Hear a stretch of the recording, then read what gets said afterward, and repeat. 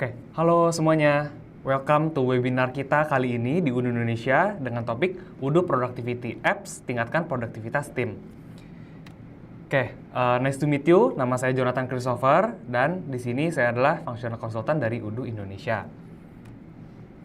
Nah, Bapak Ibu, untuk agenda hari ini kita ada 5 agenda. Jadi pertama, bagi Bapak dan Ibu yang belum tahu UDU nih atau baru pertama kali dengar UDU, nanti saya akan bantu jelasin apa itu UDU. Kedua, nanti akan masuk juga ke Project and Timesheet Introduction.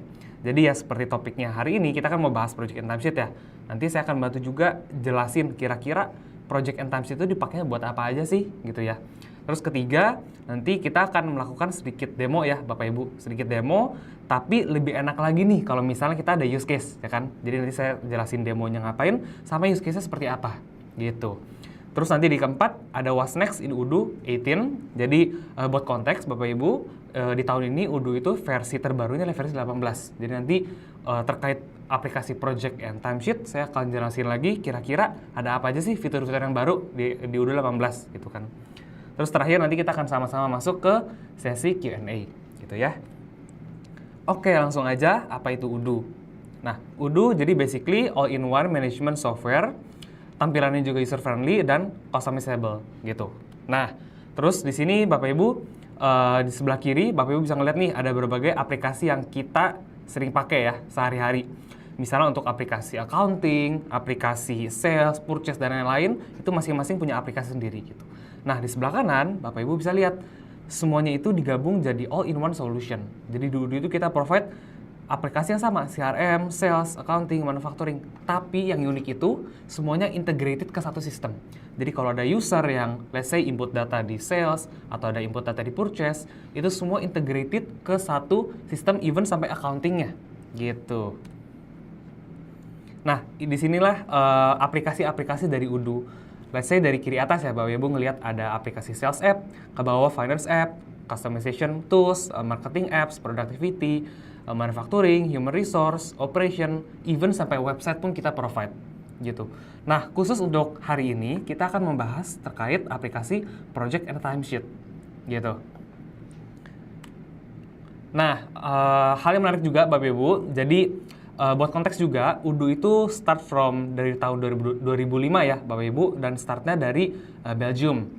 Terus fast forward, intinya 20 years later, itu kita udah open 19 office worldwide, termasuk salah satu di Indonesia, lebih tepatnya di Jakarta, lebih spesifiknya itu di Tangerang Selatan dan di BSD, gitu. Nah, kita itu sekarang total udah ada 13 juta pengguna UDU di seluruh dunia, gitu. Nah, itu basically untuk penjelasan UDU. Nextnya kita akan masuk ke Project and Timesheet Introduction. Nah, mungkin saya akan jelasin dulu ya, kira-kira aplikasi Project dan Timesheet itu dipakai buat apa. Jadi buat Project itu sendiri, simply saya bagi jadi 3 poin ya, utamanya. Project itu ngebantu organize berbagai macam task dari day-to-day activity kita. Terus kedua, kita juga bisa mendapatkan Project Overview, ya kan, yang namanya Project kan pasti melibatkan banyak orang ya, Bapak Ibu. Banyak orang dari divisi ini, divisi apa. Kita mau lihat nih overview-nya Project seperti apa. Dari mulai schedule-nya, mulai dari profitability-nya, dan lain-lain gitu. Sama terakhir, meningkatkan produktivitas tim juga yang pastinya.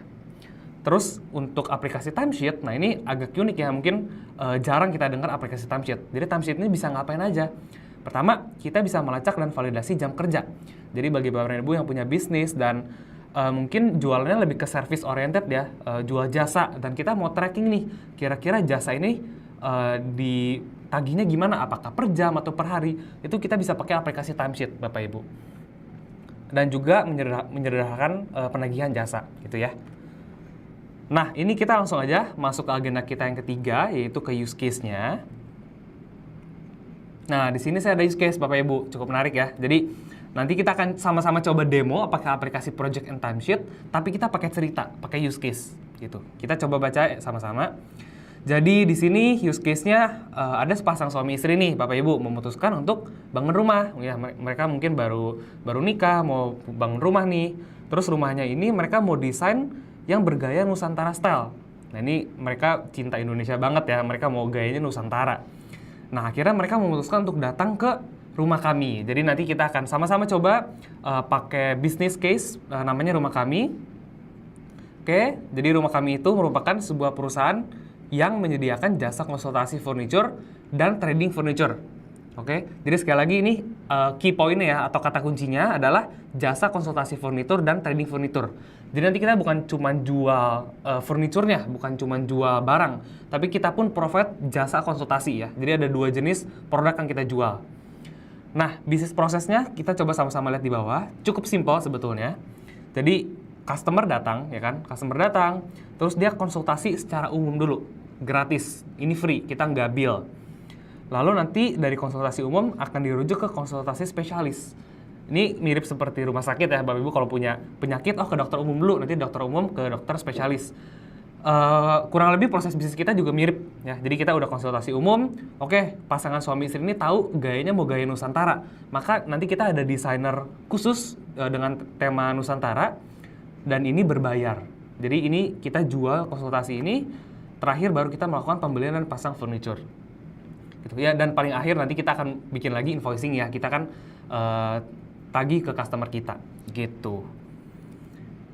Oke, nah di bawah sini nanti kita akan melibatkan 5 orang ya buat project desain interior rumah Pak Sutri ini.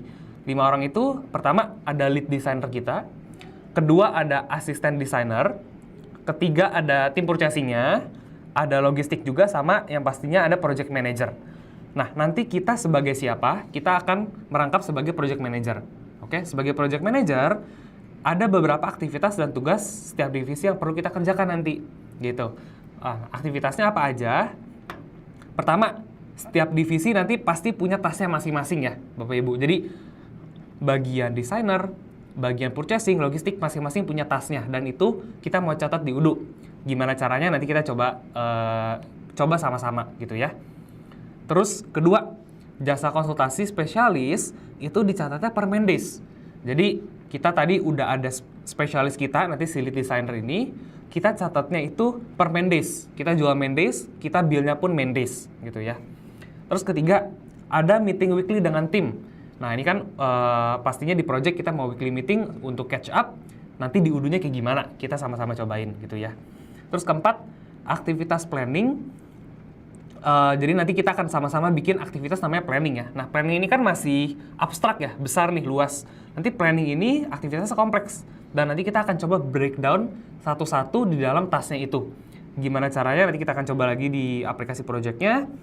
Terus terakhir setelah ini berdasarkan use case ya. Jadi nanti setelah projectnya planning udah selesai, pastinya kan desainer udah tahu nih barangnya mau beli apa ya kan.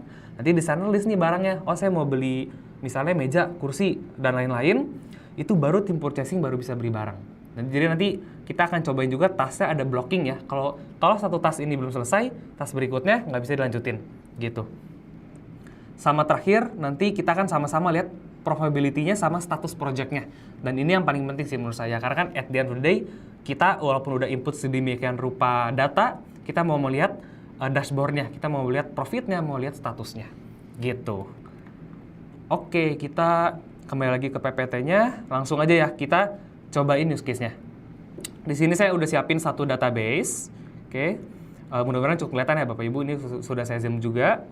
Oke, jadi pertama kita harus mengaktifkan dulu ke konfigurasi ya. Sebelum kita ke flow-nya, kita masuk dulu ke konfigurasi. Konfigurasi yang pertama, kita loncat dikit ke accounting, configuration, terus ke setting di sini. Nah, di setting ini kita coba cari yang namanya analytic accounting. Nah, jadi analytic accounting ini apa? Dia adalah suatu fitur yang memudahkan kita atau mengallow kita nge-tracking cost dan revenue by project, department, atau lain-lain. Gitu. Jadi sebetulnya fitur ini by default ya Bapak Ibu itu inactive atau mati lah di dalam database-nya. Dan ini perlu kita nyalain. Kalau ini nggak dinyalain, ketika kita bikin project, terus kita melakukan penjualan, pembelian gitu ya, itu sebetulnya nggak connect Bapak Ibu. Nah, makanya kita harus nyalain ini agar bisa connect gitu. Mungkin kalau saya bisa kasih perumpamaan ya, anggaplah analytic accounting ini sebagai jembatan gitu ya. Terus berbagai aplikasi ini mau bertujuan ke aplikasi project. Mereka punya tujuan nih, final destination-nya ke project. Tapi mereka nggak tahu lewat mana. Nah, analytic account ini sebagai jembatan. Dia yang menjembatani semua aplikasi lainnya, sales purchase ke aplikasi project. Gitu. Oke, ini kita nyalain. Terus next-nya kita ke project configuration, lalu ke setting. Di sini kita nyalain yang namanya recurring task dependencies, dan juga timesheet.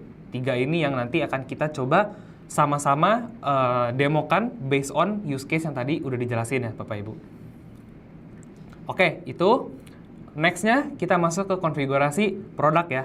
Di sini kita bisa masuk ke aplikasi sales, ke produk, terus ke produk lagi. Nah, again, tadi dari case-nya kan highlight-nya adalah kita menyediakan jasa dan trading. Trading kan berarti barang ya. Berarti di sini kita ada 2 jenis tipe produk Bapak Ibu. Ada produk yang berbentuk barang sama berbentuk jasa. Nah, di sini saya sudah buatkan juga beberapa produknya. Jadi kita masuk dulu ke barang ya. Nah, misal di sini ada produk bangku kayu jati. Di produk ini, pertama kita tipe produknya set sebagai goods. Jadi goods ini barang yang berwujud atau tangible gitu ya. Dicentang atau dipilih goods-nya, lalu kita masukin juga sales price dan cost-nya. Gitu. Jadi masing-masing produk udah saya masukin sales dan cost-nya. Sales itu harga jual, cost itu harga belinya atau HPP-nya. Gitu ya. Lakukan hal yang sama untuk semua produknya. Ini udah saya bikin juga beberapa.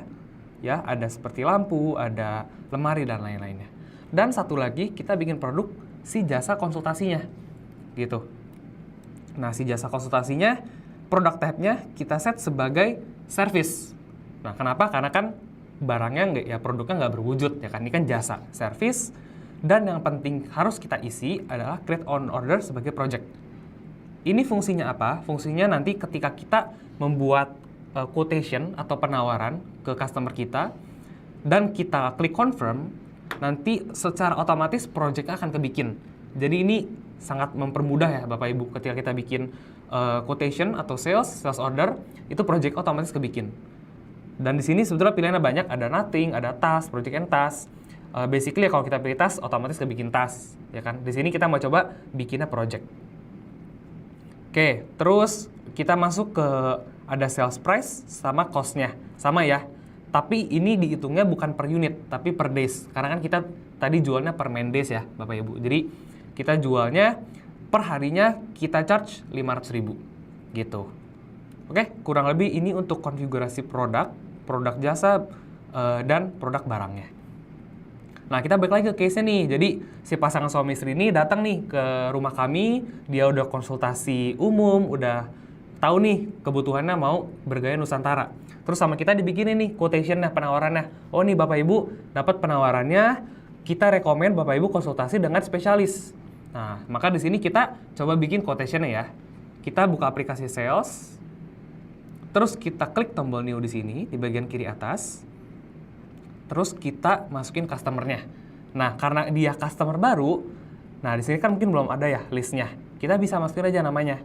Misalnya si pasangan suami istri ini namanya Pak Budi dan Ibu Susi gitu misalnya ya. Kita di-create aja, terus di-save. Nah, ketika kita save, pertama sales order-nya akan terbentuk sequence yang baru nomornya, sales order 01. Terus kedua, di bagian kanan atas, ini ada status sales order-nya. Jadi pertama itu masih quotation atau penawaran ya bahasa Indonesianya. Nanti setelah kita confirm, dia akan masuk ke sales order. Tapi di sini kita jangan confirm dulu, kita mundur turun ke bawah dulu, terus kita add produk dulu di sini. Nah, add produknya kita masukin jasa konsultasi ya kan. Karena di sini kita belum tahu barangnya mau beli apa, kita kan belum tahu rumahnya kayak gimana ya kan. Itu akan menjadi proses di project kita. Jadi kita masukin dulu jasa konsultasinya. Let's say kita rekomendasi 3 main days ya. Jadi desainer ini perlu visit ke propertinya, perlu analisa lagi, ya dan itu butuh kita rekomend 3 days gitu ya. Jadi 3 days 500.000 dapatnya 1,5. Ini kita save, terus kita confirm. Nah, ketika di confirm Bapak Ibu, ini yang menarik. Di bagian atas itu otomatis akan terbuat button-button, ada project, task, sama recorded-nya. Nah, ini tuh yang tadi udah kita configure di produk, otomatis bikin project-nya gitu. Jadi di sales order ini udah terconnect juga. Kita coba ya buka ke project-nya. Nah, di project-nya ada lagi sedikit field-field yang harus kita isi. Dan misalnya nih, misal kita mau isi siapa project manajernya. Nah, kita isi project manajernya si project manager ya. Terus kita bisa isi juga plan date. Oh, misal untuk use case ini kita dealnya dapat 3 Juni dan kita rencanain 1 bulan udah selesai. Berarti di 3 Juli udah selesai gitu ya. Kita apply, kita bisa set plan date-nya, kita bisa juga set allocated time-nya. Tadi ya kita jualnya 3 days, berarti ininya isinya 3. Bahkan kita bisa isi taggingnya juga Bapak Ibu. Jadi tagging ini nanti untuk mempermudah kalau misalnya Bapak Ibu project udah banyak, ada ratusan. Terus mau di searching bukan cuma nama projectnya aja, tapi mau dilihat taggingnya. Misalnya kita masukin ini taggingnya customer, Nusantara, tradisional, sama let's say minimalis gitu ya. Nah ini misalnya kita udah tahu nih projectnya tipenya kayak gini ya kan. Kita bisa isi teksnya, sama jangan lupa juga kalau mau nama projectnya kita ganti. Jadi misalnya untuk ini kita ganti dekorasi rumah Pasutri Nusantara. Nah ini diklik save aja dan gitu.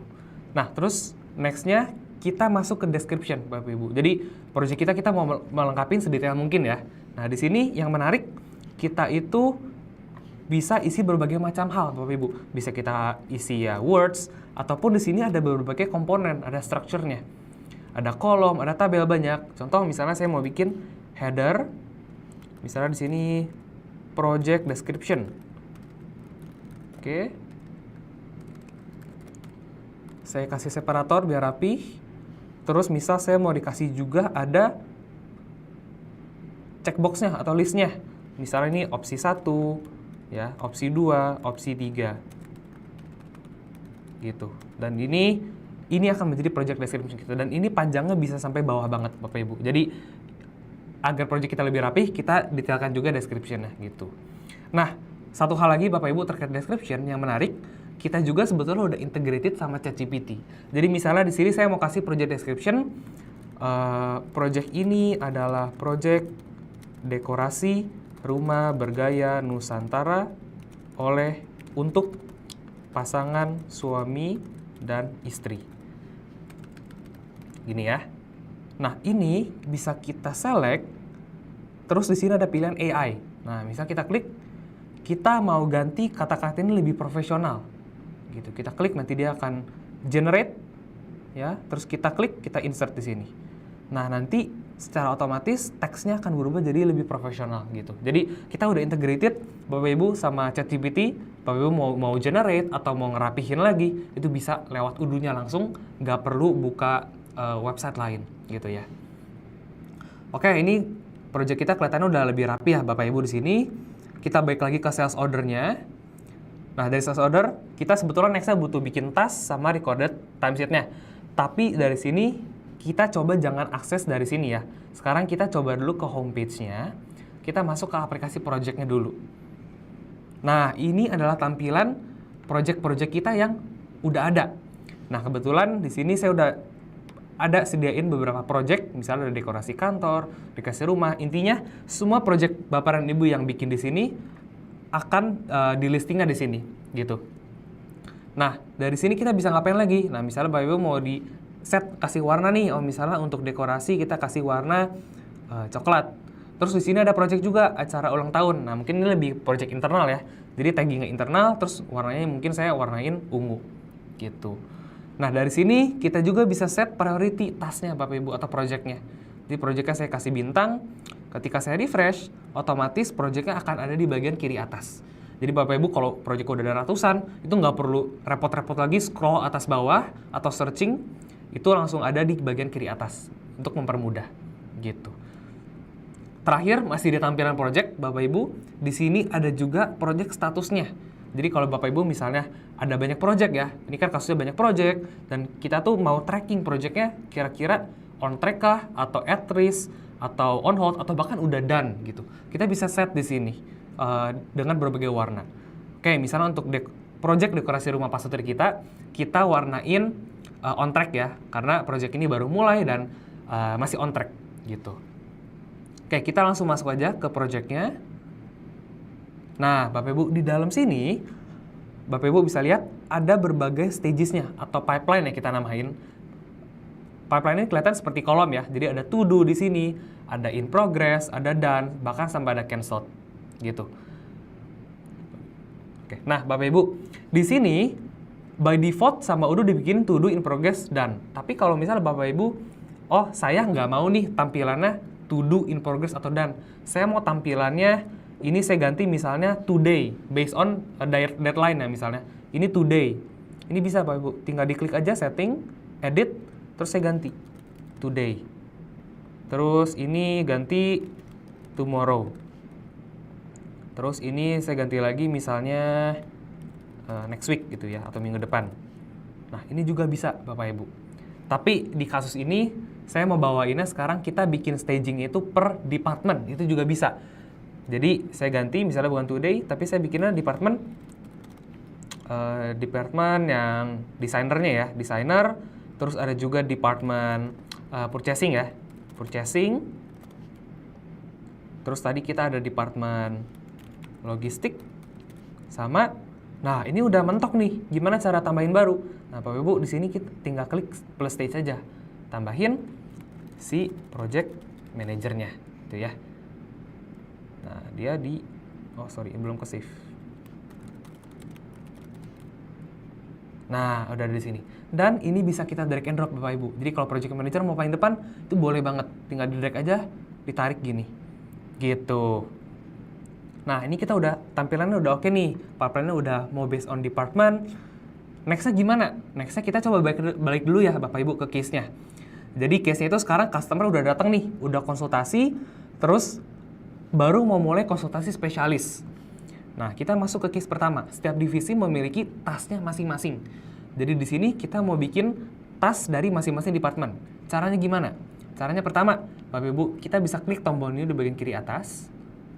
Nanti kita masukin test title-nya. Misalnya kita mau bikin buat project manager dulu. Oke, tugas project manager, misalnya untuk project ini dia harus misalnya mengatur task setiap divisi gitu ya. Kita bikin, kita masukin juga assignees-nya. Oke, assignees-nya ke, ya pastinya ke project manager ya kan. Di add. Nah, di sini kita coba klik dulu.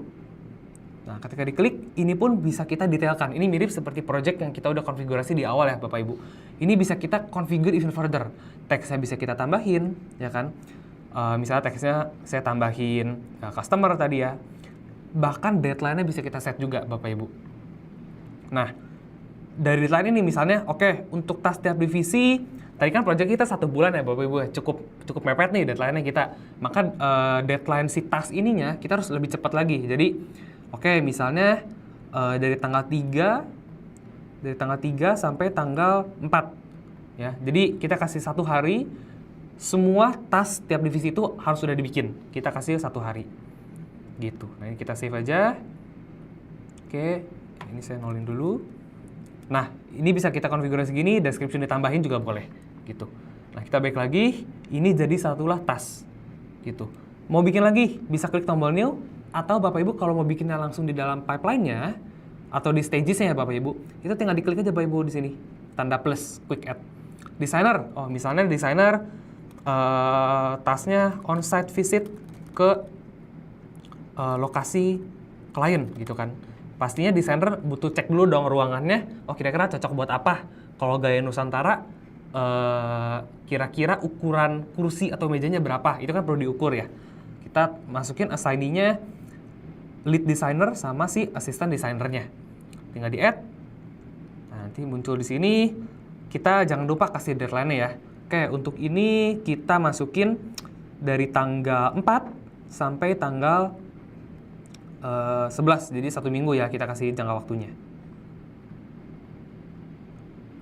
Nah, Bapak Ibu, balik lagi ke case-nya. Saya balik lagi ya ke sini. Jadi, case-nya kan konsultasi spesialis ini kan berbayar. Nah, si spesialis ini adalah si lead designer yang sama asisten designer. Maka di sini kita harus udah mulai juga tracking main days-nya kita mau pakai berapa. Maka di dalam task di sini kita harus masukin juga allocated time-nya. Nah, time-nya kita mau set berapa nih? Misalnya, oke, kita set 1 ya, berarti 1 hari di sini. 1 hari kita kasih checklist juga misalnya boleh. Cek ruangan, cek ruang dapur, cek kamar mandi dan lain-lain gitu ya misalnya. Nah, di sini. Oke, jangan lupa juga kita bikin task buat yang lain ya. Misalnya purchasing kita bikin list potensial vendor. Kita masukin assignee-nya ke purchasing. Nah, di sini kita set juga Bapak Ibu deadline-nya. Oke, misalnya kita set tanggal 12 sampai tanggal 19, satu minggu ya. Di save.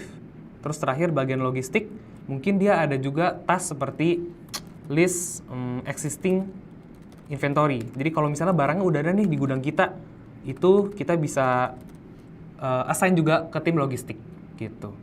Logistik kita kasih juga di sini deadline-nya jangan lupa. Jadi di sini oke, misalnya dari tanggal 17 Juni ya, at start date di sini 17 sampai tanggal 20 di sini ya. Saya nolkan dulu. Nah. Oke, Bapak Ibu. Di sini tasnya udah ada.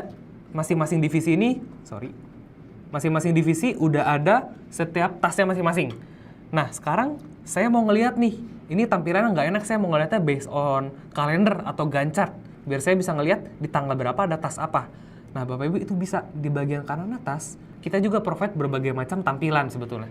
Bukan cuman Kanban, ini kita namain Kanban ya Bapak Ibu tampilan ini. Ada juga tampilan list seperti ini, atau bahkan tampilan Gantt chart seperti ini. Gitu. Nah, mungkin ini saya sedikit zoom out ya, biar bisa kelihatan lebih jelas semuanya. Nah, di sini Bapak Ibu bisa lebih kelihatan nih, si assignee-nya siapa, ada lead designer, ada assistant designer, tasnya apa, ya kan? Terus di sini ada tanggalnya tanggal berapa sampai tanggal berapa. Ini kita semua udah set di sini, ya kan? Bisa ngelihat. Jadi kita bisa tracking. Oke, paling dekat ini si project manager nih, dia di tanggal 3 sampai 4, dia harus ngapain? Mengatur tas setiap divisi. Next-nya siapa? Next-nya si assistant sama lead designer. Next-nya lagi purchasing dan baru logistik. Jadi ini bener-bener mempermudah kita ya Bapak Ibu untuk tracking sebetulnya setiap tas itu dibikinnya tanggal berapa, atau startnya kapan, terus end date-nya kapan, gitu. Ada Gantt chart, ada juga kalender di sini, dan sebetulnya masih banyak banget Bapak Ibu tampilan-tampilan yang ada di dalam aplikasi project, gitu. Oke, kita lanjut lagi Bapak Ibu ke case berikutnya. Nah, case berikutnya jasa konsultasi spesialis dicatat per main days. Jadi sekarang kita udah ada nih tasnya tarikan si desainer on-site visit ke properti klien kita. Nah, dari on-site ini, si konsultan kita atau desainer harus catat mereka ngapain, terus menghabiskan waktu berapa lama, gitu kan. Jadi dari sini, kita balik lagi ke tasnya, di on-site visit ya, on-site visit. Nah, di sini kita ke tab timesheet, Bapak Ibu.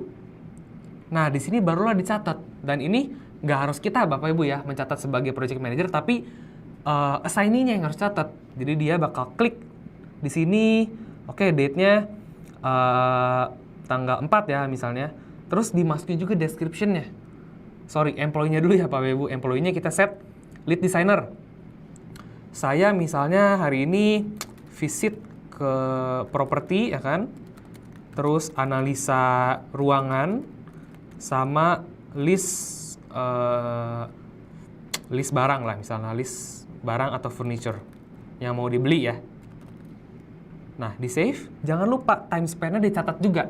Jadi misalnya dia udah visit dari pagi gitu ya, dari pagi sampai sore dia catat lagi. Oke, saya time span-nya diklik 2 kali di sini, langsung satu days. Allocated-nya langsung 100% di sini. Gitu. Nah, jadi di sini Bapak Ibu kelihatan gitu. Dan sifatnya sama seperti project, saya mundur lagi ke belakang. Di sini kan ada statusnya ya Bapak Ibu. Di dalam task pun ada task statusnya.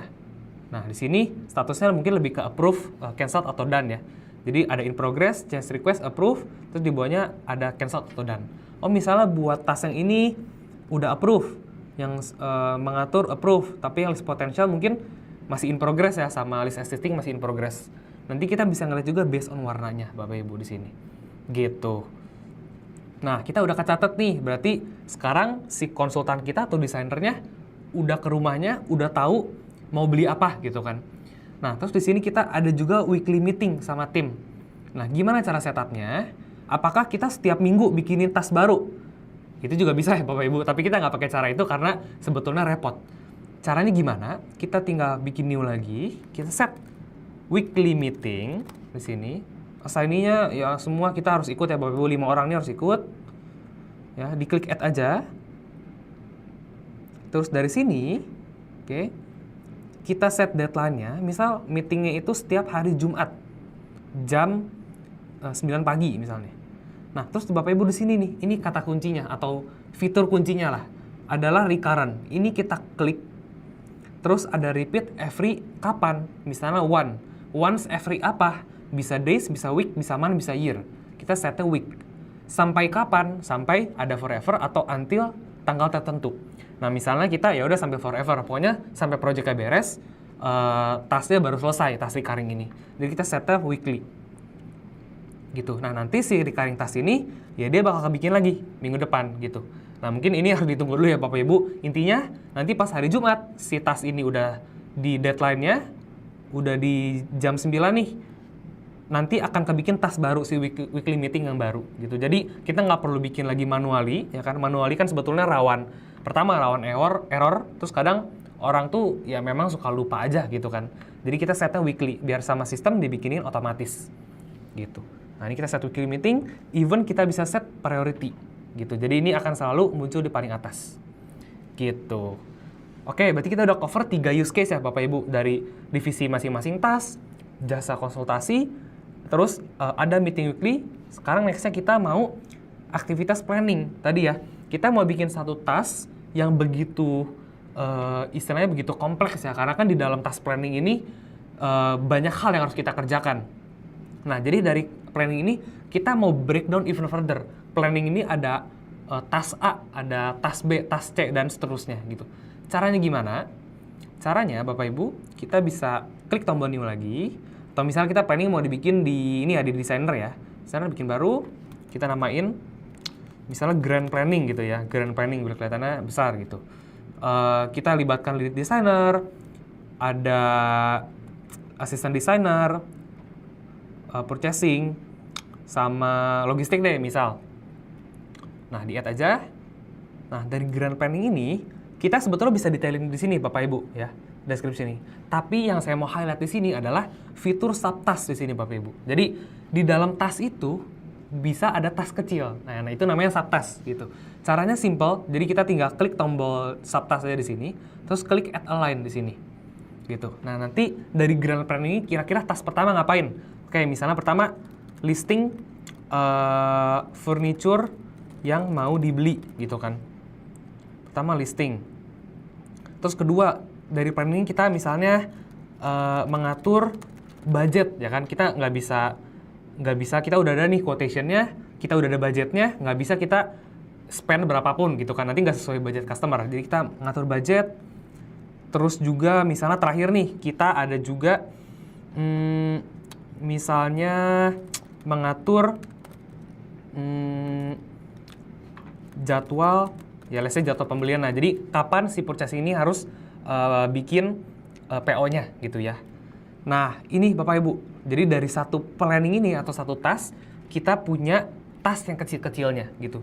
Dan ini kalau kita buka, sebetulnya tampilannya sama seperti task pada umumnya gitu. Jadi ini bisa detailin lagi gitu. Even kalau Bapak Ibu mau dibikin subtask lagi, itu juga boleh. Jadi task, bahkan bisa dalam tas lagi gitu ya Bapak Ibu. Jadi bisa beranaknya banyak gitu. Nah, itu again baik lagi tergantung use case Bapak Ibu punya bisnis seperti apa. Semakin kompleks kita pun akomodasikan subtask yang bisa banyak gitu. Oke, nah itu tadi untuk subtask ya Bapak Ibu. Subtasknya udah kita bikin. Nah, terus kita masuk ke case yang kelima. Nah, jadi setelah desain rilis barang, tim purchase baru bisa beli barang. Nah, ini sebetulnya apa sih yang mau kita highlight? Yang mau kita highlight adalah suatu task ini harus kita blocking Bapak Ibu. Jadi logikanya ya Bapak Ibu, tim purchasing kan dia nggak bisa beli barang kalau barangnya dia nggak tahu mau beli apa, betul kan? Barangnya tahu dari mana? Dari tim desainer ya kan? Jadi dari sini Bapak Ibu kita balik lagi ke database. Oke, kita bikin satu task, misalnya listing beli barang ya di bagian purchase. assign-nya kita set purchasing. Ya, misalnya kita set datanya juga, jangan lupa. Misalnya di tanggal 24 sampai 27. Nah, terus Bapak Ibu di sini kata kuncinya block by. Block by ini harus kita isi. Isi dengan apa? Dengan tas pendahulunya. Jadi siapa tasnya yang harus diberesin dulu? Nah, tas yang harus diberesin dulu adalah tas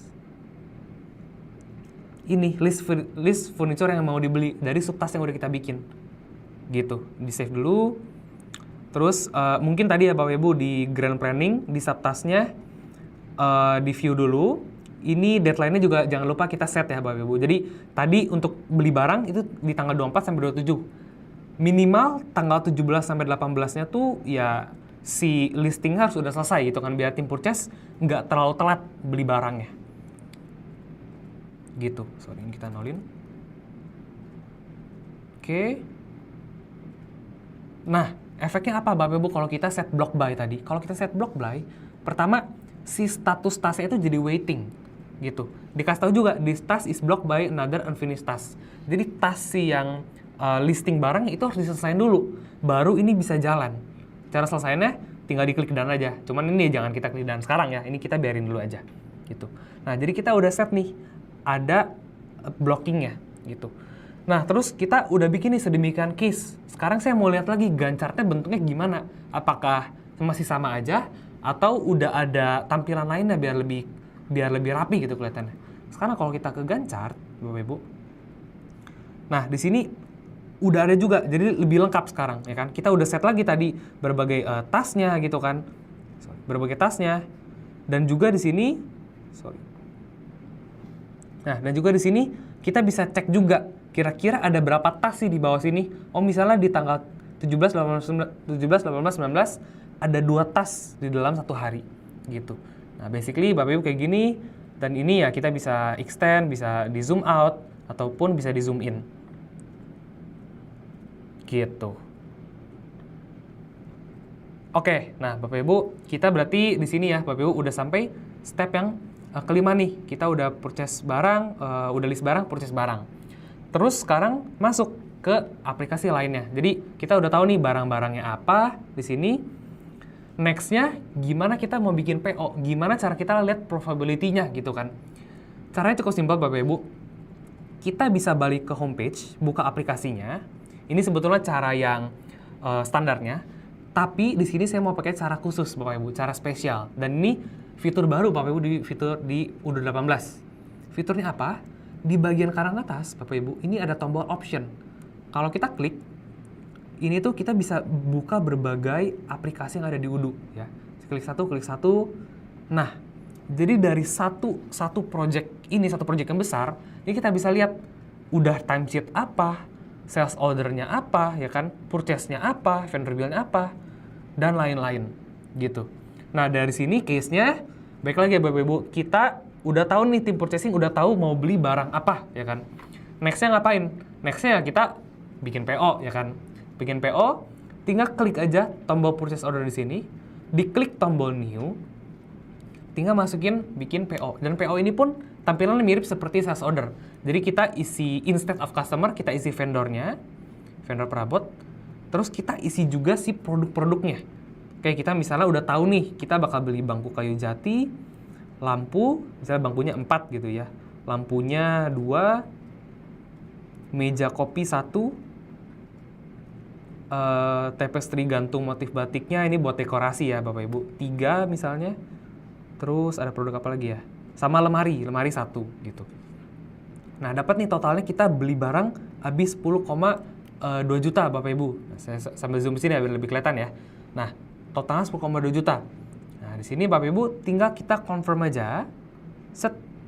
Nanti muncul tombol receipt di sini. Nah, kita tinggal proses lagi receipt kita terima barang.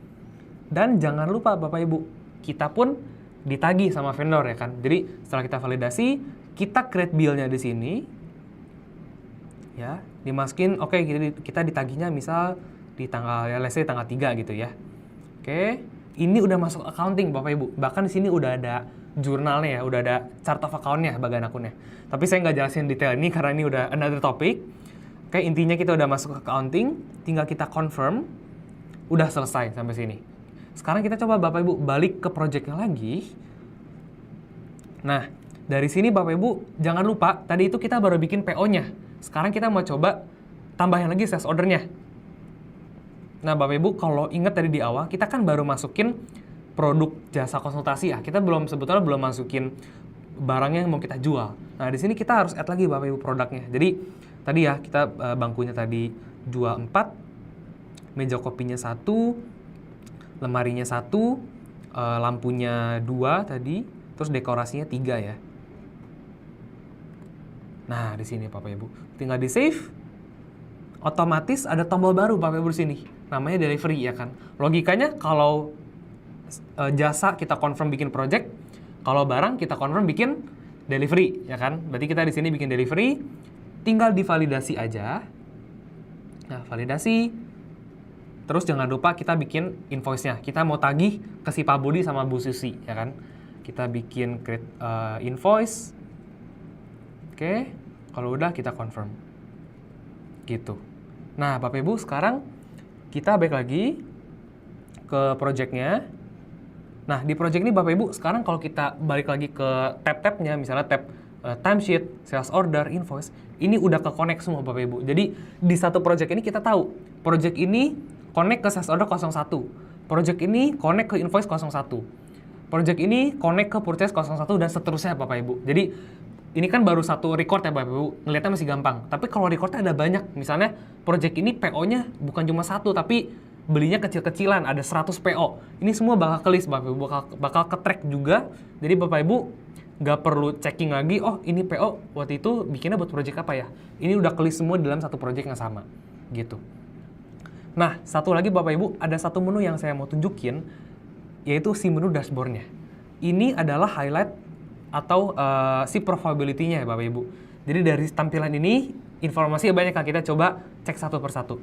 Pertama di sebelah kanan dulu, di sebelah kanan Bapak Ibu. Di sini ada task-nya, ada timesheet-nya, sales order. Ini tuh semua detail dari berbagai aplikasi yang udah kita connect-kan ke dalam project-nya. Ini adalah dashboard kita Bapak Ibu. Terus di bagian bawah, mungkin saya sedikit zoom out dikit ya Bapak Ibu biar bisa kelihatan lebih jelas. Nah, sini. Nah, di sini kita bisa lihat ada revenue-nya. Ini pun dibagi jadi dua Bapak Ibu. Ada yang based on timesheet sama based on material. Nah, jadi kita bisa tahu juga revenue kita datangnya dari mana? Dari jasanya berapa rupiah, dari barangnya berapa rupiah, gitu kan. Nah, di sini dapatnya total revenue 21 juta. Tapi ini tuh masih kotor Bapak Ibu, belum kita perhitungan cost-nya. Nah, cost-nya kita masukin si purchase order Bapak Ibu. Nah, ini kan ada purchase order berkurang 10.200.000. Nah, berarti kalau kita hitung, revenue-nya 21.100.000, purchase order-nya 10.200.000, kita sebetulnya masih profit, margin kita masih plus 52% Bapak Ibu. Ini masih untung, ya kan? Dan ini didetailkan di sini Bapak Ibu. Jadi, ini kan again ya tadi, PO-nya masih dikit, SO dikit. Bayangin kalau misalnya PO-nya atau SO-nya, atau bahkan di sini ada aplikasi expense, semua udah kecampur-campur-campur, itu kan trackingnya susah ya Bapak Ibu. Ini sama Udo ini otomatis ke tracking, tinggal muncul checking di profitability-nya aja, gitu. Nah, jadi ini cukup mudah ya Bapak Ibu. Tapi nggak sampai situ aja. Selain lihat profitnya, kita mau lihat statusnya Bapak Ibu. Statusnya dari mana? Statusnya, nah di sebelah sini Bapak Ibu. Jadi mungkin saya balik lagi ya Bapak Ibu ke bagian menu project. Di sini kan tadi ada status ya, on track, at risk, off track, dan lain-lain. Ini tuh bisa kita detailin even further. Caranya gimana? Nah, di projectnya tadi ya kita balik lagi ke dashboard. Nah, ini tuh efeknya nanti ke bagian kiri sini, Bapak dan Ibu. Jadi, kita mau bikin status baru. Misalnya kita klik tombol new di sini. Nah, misalnya kita namain weekly update. Statusnya ini on track. Progresnya tadi kita udah sampai beli barang ya. Bahkan udah sampai bikin PO, udah penagihan. Tapi barangnya belum kita kirim. Berarti kan progresnya belum 100% nih. Misal kita isi ya 80% lah. Nextnya kita harus kirim barangnya dulu ya kan. 80%, kita bisa bikinin summary-nya, project-nya berjalan, misalnya berjalan dengan lancar, tinggal melakukan pengiriman ke lokasi klien ya. Nah, di save, udah. Nah, di sini pun ada detail profitability-nya berapa, gitu. Nah, ini basically Bapak Ibu tampilan dashboardnya. Mungkin saya zoom out lagi biar bisa lebih jelas ya. Nah, ini tampilannya gitu. Jadi benar-benar sebagai project manager atau bukan project manager, sebetulnya mau kita sebagai owner atau CEO atau pokoknya high level, kita mau lihat nih bener-bener overview atau garis besarnya project ini udah profitnya berapa. Ini lihatnya di sini Bapak Ibu gitu. Nah, itu aja sih Bapak Ibu untuk materi project kita kali ini. Kita udah cover semua use case-nya mulai dari task 1 sampai task 6. Kita bahkan udah sampai ngeliat juga ya Bapak Ibu di sini si profitability-nya ada apa aja dan statusnya ada apa aja gitu. Sekarang mungkin saya kembali lagi ke PPT-nya. Nah, di sini saya mau jelasin what's new sebetulnya di dalam UDU 18. Nah, di sini sebetulnya fitur UDU 18 yang baru itu ada banyak banget Bapak Ibu, ada puluhan atau ratusan fitur baru. Tapi khususnya untuk project data sheet, saya mau highlight 3 main fitur yang menurut saya cukup menarik sih dan cukup penting. Yang pertama adalah project sharing. Jadi project sharing ini sekarang di 18, Bapak Ibu kalau misalnya tadi kan ada project nih, ada informasi. Informasi ini nggak cuman kita sharing di internal, tapi kita mau sharing ke shareholder di luar eksternal. Misalnya ke customer kita atau ke vendor, itu kita ada project sharing gitu. Jadi kita tinggal copy linknya, nanti mereka tinggal buka linknya gitu. Terus kedua tadi ya ada analytic plan. Analytic ini sebagai jembatan penggabung dari aplikasi project ke berbagai aplikasi lainnya gitu. Sama top bar record. Top bar record ini yang ini ya Bapak Ibu yang tadi di atas ini. Ini juga baru di versi 18.0 gitu. Nah, tadi kan banyak ya Bapak Ibu. Kalau Bapak Ibu benar-benar penasaran, pengen tahu lagi nih lebih lanjut kira-kira ada fitur apa lagi, ini Bapak Ibu bisa join aja atau buka link di sini udu.com/udu-18-release-notes gitu, atau diketik juga boleh. Oke, nah ini what's next. Jadi Bapak Ibu mungkin bagi Bapak Ibu yang hari ini ya baru join webinar UDU atau bahkan baru pertama kali dengar UDU, penasaran, itu Bapak Ibu bisa konsultasi gratis. Kalau Bapak Ibu mau implement nih UDU buat bisnis Bapak Ibu, bisa ke udu.com schedule a meeting. Nanti oleh tim business advisor kami akan dibantu demo, bahkan demonya pun akan semirip mungkin seperti perusahaan Bapak dan Ibu gitu. Nah, terus bagi Bapak dan Ibu juga yang misalnya punya perusahaan yang bergerak di bidang konsultasi IT dan mau menambahkan salah satu produknya, produk UDU gitu ya, ke dalam produk Bapak dan Ibu, itu Bapak Ibu bisa masuk ke udu.com/schedule a meeting partner. Nanti dari sini akan dibantu sama tim partner kita untuk dijelaskan lagi cara jadi partner UDU itu kayak gimana gitu ya. Nah, bukan cuman pengguna baru aja Bapak Ibu. Jadi bagi Bapak dan Ibu yang udah pernah pakai UDU, udah lama pakai UDU dan punya masukan penting atau punya ide lah, itu Bapak Ibu bisa banget untuk masukkan sarannya, bisa ditulis aja di udu.com/helpdesk-form, atau bahkan kita juga punya grup Telegram UDU. Jadi komunitasnya cukup banyak juga ya Bapak Ibu. Bapak Ibu bisa masuk ke t.me/obrolanudu atau bisa scan QR code yang ada di kanan bawah ini. Gitu. Oke, nah tadi kurang lebih penjelasan use case-nya sampai what's next ya Bapak Ibu. Sekarang kita akan coba buka sesi Q&A atau sesi tanya jawab. Di sini saya akan coba baca dari live chat-nya ya Bapak Ibu. Oke, di sini. Oke, pertanyaan pertama saya dapat, UDU Project bisa integrate ke expense, aplikasi expense atau enggak?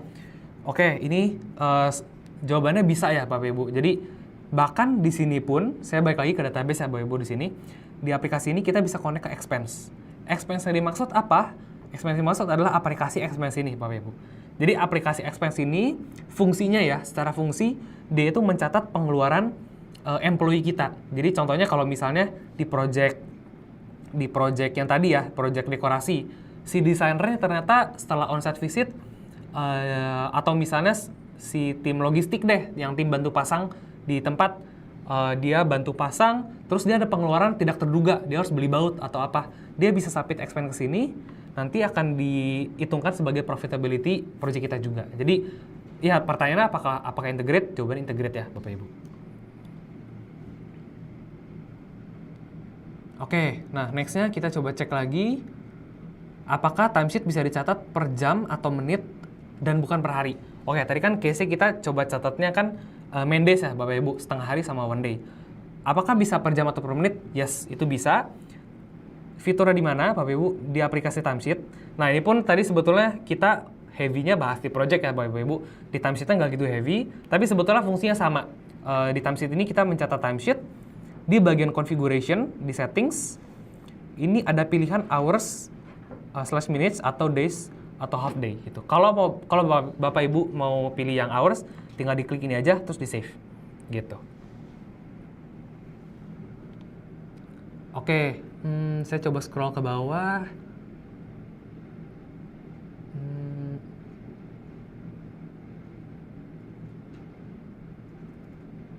Oke, nah pertanyaan berikutnya, apakah mendukung kebutuhan untuk memantau kinerja atau performance antar departemen di internal perusahaan? Misalnya melacak goal, progres mingguan, dan outstanding task di setiap divisi. Oke, untuk ini, ini pertanyaan bagus ya. Jadi untuk ini, itu kita dukung, tapi again ya, dari sini tuh kita bisa ngelihat all task-nya dalam project ada apa aja. Mungkin saya sambil show di sini.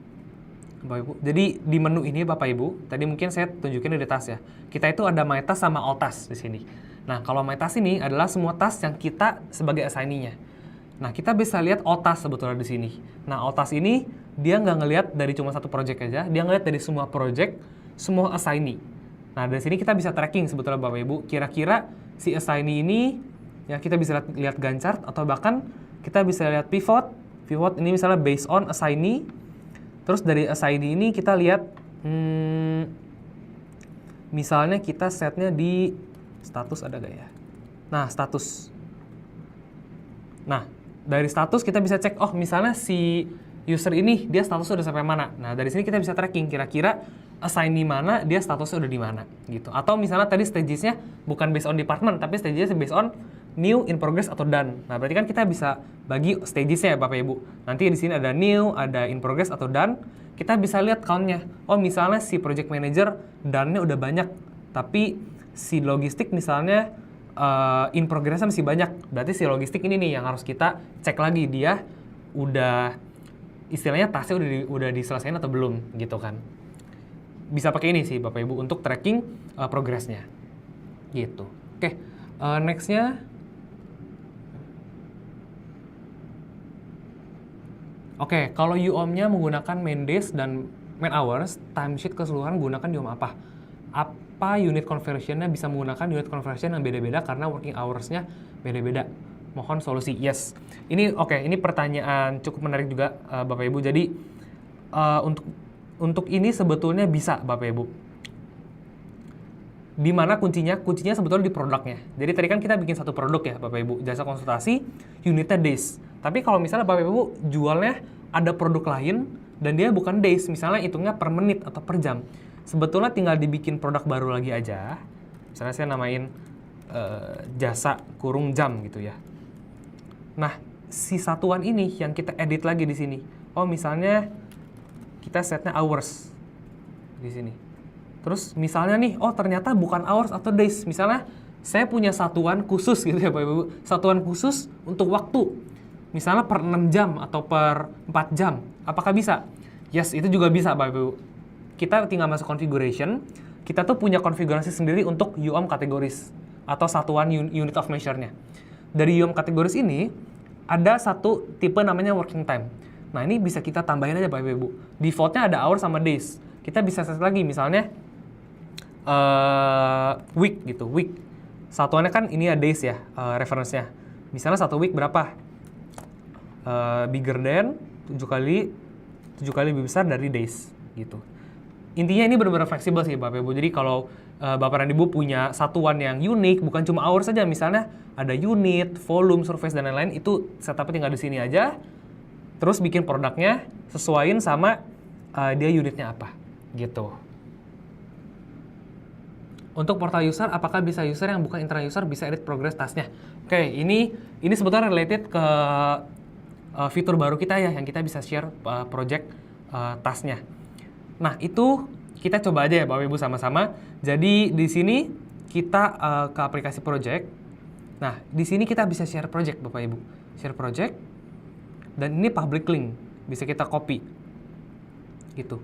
Nah, ini kita sebetulnya bisa masukin kolaboratornya siapa, terus kasih aksesnya apa. Gitu. Nah, misalnya ini saya copy dulu, terus saya buka di sini incognito ya Bapak Ibu. Incognito. Nah, di sini kita bisa lihat Bapak Ibu. Ini kan saya incognito nggak login ke database saya ya kan. Ini saya benar-benar dari luar. Saya copy linknya terus saya paste. Ini saya bisa lihat di sini. Saya bisa lihat project ada apa aja. Dan saya bisa ke dalam sini. Dan bahkan saya bisa komunikasi di sini. Jadi kalau misalnya tadi ya tasnya misalnya weekly meeting. Saya ketik misalnya halo 123 gitu ya. Nah, ini kan. Terus saya balik lagi ke projectnya. Saya masuk lagi ke task yang weekly meeting. Nah, nanti di sini Bapak Ibu masuk ada halo 123 gitu. Jadi benar-benar integrated. Ini saya dari tampilan Pak Budi sama Bu Susi. Saya nggak punya saya nggak sebagai user di Udu-nya, ya kan? Saya ketik di sini komunikasi. Nanti dari Udu-nya itu ke reflect Bapak Ibu di sini. Nah, ada halo 123 gitu. Ini pun bisa kita ketik lagi, misalnya halo Pak Budi gitu ya. Project sedang dalam progres. Desain aja. Nanti dari tampilan mereka nanti muncul di sini siapa yang nulis, mereka bisa baca di sini. Jadi ini bisa juga sebagai sarana komunikasi ya Bapak Ibu. Gitu. Dan di sini tuh kita bisa lihat ya berbagai macam si tasnya, dan ini bisa kita komen semua. Gitu. Oke, untuk ini sudah menjawab ya Bapak Ibu. Jadi kita bisa share project, bisa diedit ataupun bisa di-read gitu.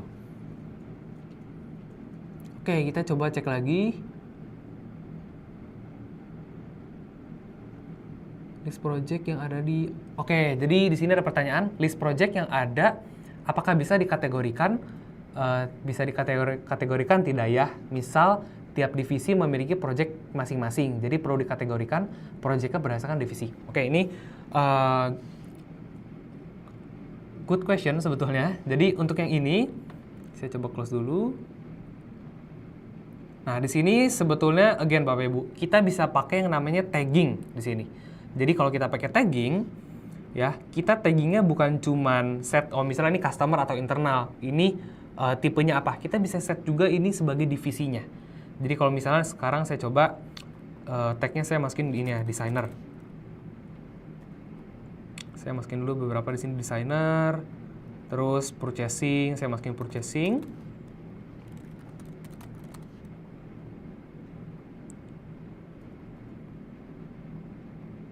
Sama mungkin satu lagi saya masukin logistik ya di sini. Logistik. Nah, sekarang si tas ini ceknya di mana? Bapak Ibu bisa ke tas, all tas. Oke, di Kanban lagi seperti ini. Ini kan semua tas yang ada ya. Kita bisa filter Bapak Ibu. Mungkin tadi saya belum tunjukin yang bagian ini ya. Kita tuh bisa searching, bukan based on nama tasnya, misalnya namanya yang weekly meeting, kita bisa ketik gini kan, weekly, muncul nanti weekly meeting. Bukan cuma kita ketik, tapi kita bisa group by. Group by-nya by apa? Bisa by text yang tadi. Nah, text kita bisa lihat di sini, ada yang purchasing, logistik, designer. Gitu. Jadi kita bisa lihat, oh, tagging tasnya ini based on division. Dan bukan cuma di satu project, ini di project lainnya. Jadi kalau misalnya saya keluar lagi ke ini project, saya nggak mau di dekorasi rumah, saya misalnya maunya di acara ulang tahun di sini. Acara ulang tahun, saya bikin stage-nya dulu, saya masukin misalnya planning acara. Ya, assign-nya si lead designer misalnya. Lead designer ini tag-nya kita masukin. Designer. Nah, ini kan berarti udah beda project kan Bapak Ibu. Gimana cara kita gabungin? Sama ke otas lagi, terus di grup by-nya grup text. Nah, nanti kelihatan di sini. Designer bukan cuman ada grand planning sama onsite di sini. Nah, tapi ada juga planning acara di sini. Jadi, all task semua kegabung di satu tampilan menu all task ini. Regardless of dia di project mana. Gitu.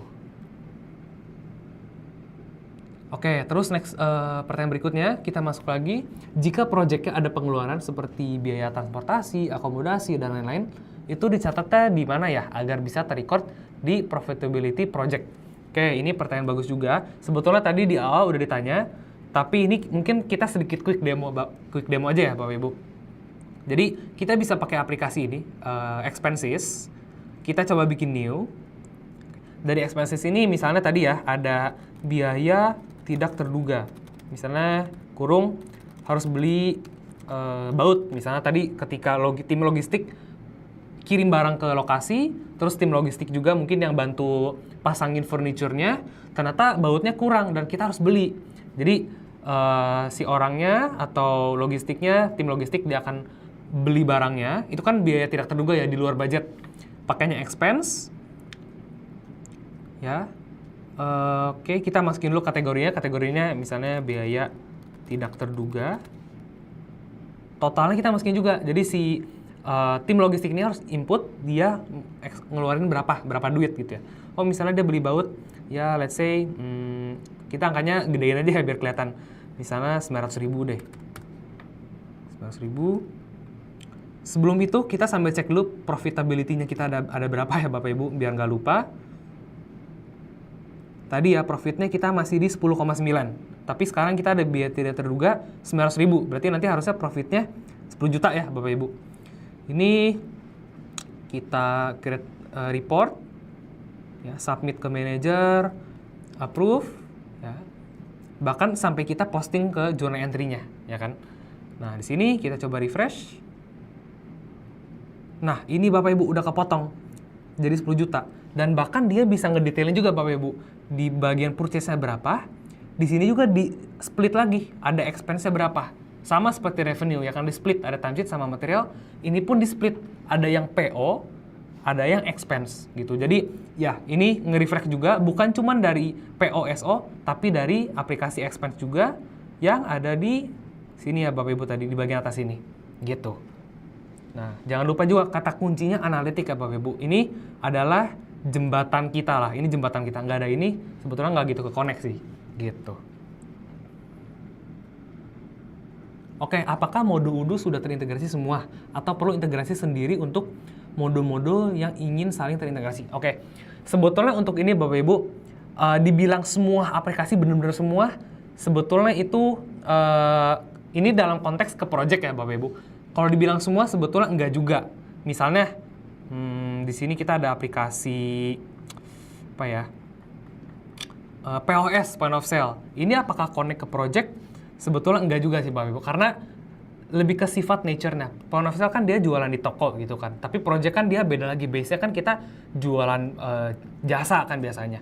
Ini connect nggak connect point of sale. Tapi mostly project dia connect ke aplikasi seperti sales, terus accounting, purchase, inventory, even manufacturing juga connect gitu.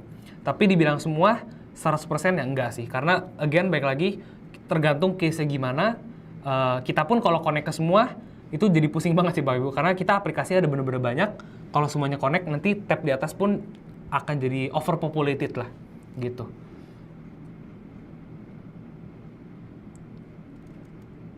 Oke, saya coba cek lagi.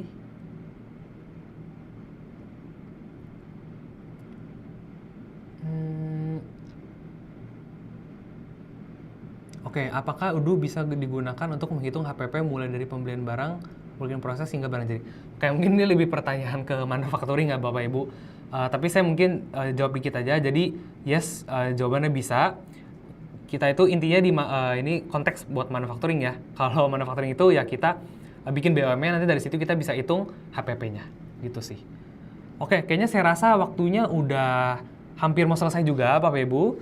Jadi Bapak Ibu kalau masih banyak pertanyaan, itu kita juga sedia ada forum, Bapak Ibu bisa lempar pertanyaan ke situ. Ataupun tadi ada ke Telegram ya, Bapak Ibu bisa tanya ke komunitas yang ada di Indonesia.